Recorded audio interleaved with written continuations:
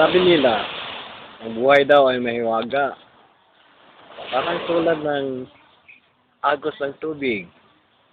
Galing sa bundok. Galing sa stream. Sa river. Papunta sa dagat. Layo ng napuntahan ng tubig na yan.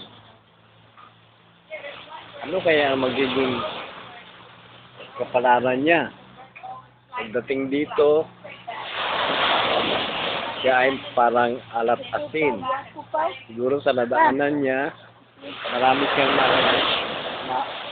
madadaan ng mga lasa na magiging pagdating niya sa dagat, maghahalo-halo lahat at magiging maalat, maging asin.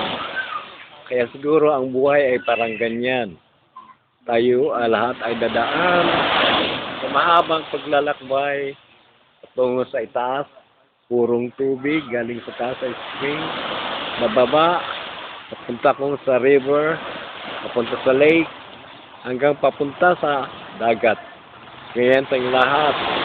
Siguro doon mapuporma ang ating mga ugali at kapalaran.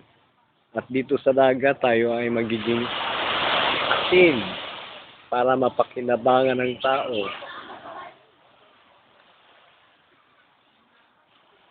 Siguro ay buhay isang talinghaga na dapat nating harapin habang tayo ay nabubuhay.